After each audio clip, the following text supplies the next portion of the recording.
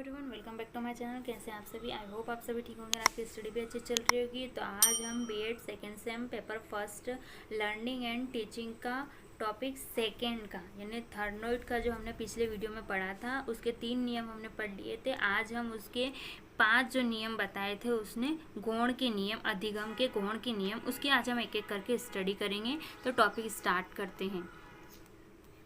First है अधिगम के गौण के नियम। तो फर्स्ट है इसमें अभिवर्ती और मनोवर्ती का नियम, बहु अभिक्रिया का नियम, आंशिक अभिक्रिया का नियम, तदृश्यकरण का नियम, साचार्य परिवर्तन का नियम। आज हम इन 5 नियमों को एक एक करके स्टडी करेंगे, डिटेल में पढ़ेंगे। टॉपिक स्टार्ट करते हैं।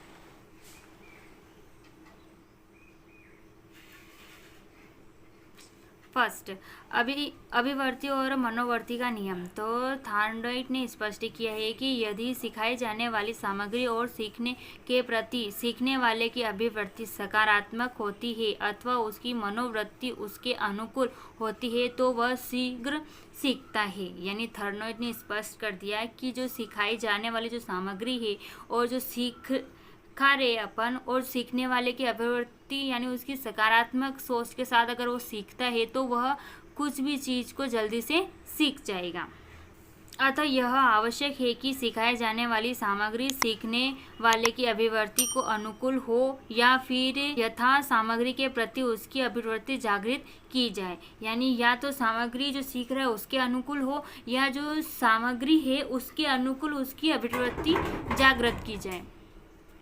ठीक है। नियम। तो थॉर्नडाइक ने स्पष्ट किया है कि जब मनुष्य के सामने कोई समस्या उपस्थित होती है तो वह उसके समाधान के लिए प्रयत्न करता है। यानी थॉर्नडाइक ने स्पष्ट कर दिया कि जब मनुष्य के सामने कोई समस्या उत्पन्न होगी या उपस्थित होगी तो वह उसके हल के लिए, उसके समाधान के लिए प्रयत्न करेगा और अंत में जिस अथवा जिन प्रयत्नों से उसे सफलता मिलती है उनका वह चुनाव करता है और इसे ही अधिगम करते हैं। इस भी प्रयास से उसको क्या सफलता मिलेगी तो वह उसी का चुनाव कर लेगा और यही वो वही सीखेगा।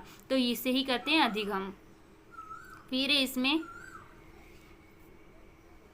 थर्ड नियम है इसका आंशिक क्रिया का नियम। आंशिक क्रिया का नियम। तो थॉर्नडाइक ने स्पष्ट किया है कि यदि समस्या के भागों में विभक्त कर एक एक भाग का समाधान खोजा जाता है तो बड़ी से बड़ी समस्या का समाधान आसानी से हो जाता है। यानी उसने क्या किया है कि समस्या को अपन भागों में तोड़ दे और एक एक भागों का अपन समाधान निकाले तो जितनी भी बड़ी हमारी समस्या है उसका समाधान हम आसानी से निकाल सकते हैं। उन्होंने यह भी स्पष्ट किया है कि सीखने वाला प्राय समस्या का समाधान आसानी से हो सकता है। यानी उन्होंने ये भी कहा है कि जो सीखने वाला है वह किसी भी समस्या का समाधान आसानी से निकाल सकता है।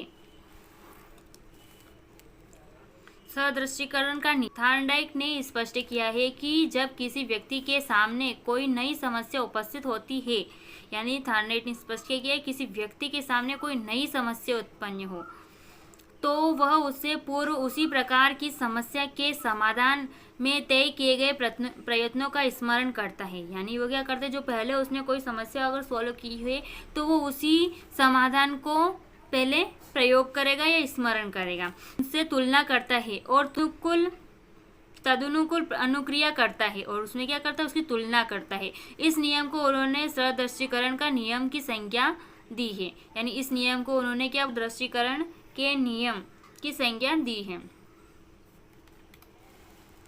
फिर फिफ्थ लास्ट नियम है इसका साचार्य परिवर्तन का नियम। यानी थॉर्नडाइक ने बिल्ली के सामने थोड़ी ऊंचाई पर मछली टांग दी और बिल्ली को स्टैंड अप कहकर पिछले 2 पैरों पर खड़े होने की ट्रेनिंग दी। कि क्या बिल्ली के सामने एक थोड़ी ऊंचाई पर मछली टांग दी और स्टैंड अप कहा और उससे क्या पिछले वाले 2 जो पैर होते हैं उस पे खड़े होने की ट्रेनिंग दी। कुछ दिनों बाद उन्होंने देखा कि बिल्ली केवल स्टैंड अप कहने पर खड़ी हो जाती थी। यानी बिल्ली केवल स्टैंड अप सुनते ही वो क्या खड़ी हो जाती थी। तो पहली स्थिति में मछली उद्दीपक थी और बिल्ली का पिछले 2 पैरों पर खड़ा होना इस उद्दीपक के प्रति बिल्ली की अनुक्रिया थी, यानी स्टैंड अप। यानी पहली स्थिति में क्या हुआ कि जो मछली थी वो उद्दीपक थी और वो क्या कर रही थी, बिल्ली के पिछले 2 पैरों पर खड़े होने पर उद्दीपक के प्रति उसकी अनुक्रिया थी। और दूसरी स्थिति में स्टैंड अप ध्वनि ने उद्दीपक का कार्य किया। इससे उन्होंने यह निष्कर्ष निकाला कि 2 उद्दीपकों में साचार्य स्थापित होने पर एक उद्दीपक के प्रति होने वाली अनुक्रिया दूसरे उद्दीपक के प्रति भी होने लगती है। Thank you everyone. आज की वीडियो आपको कैसे लगा कमेंट में जरूर बताएं और ऐसे वीडियो के लिए इस चैनल को सब्सक्राइब कर ले। इस वीडियो के नोट्स आपको मेरे टेलीग्राम चैनल पे भी मिल जाएंगे। तो ज़्यादा से ज़्यादा शेयर करके अपने फ्रेंड्स को भी प्रोवाइड कराएं। Thank you so much.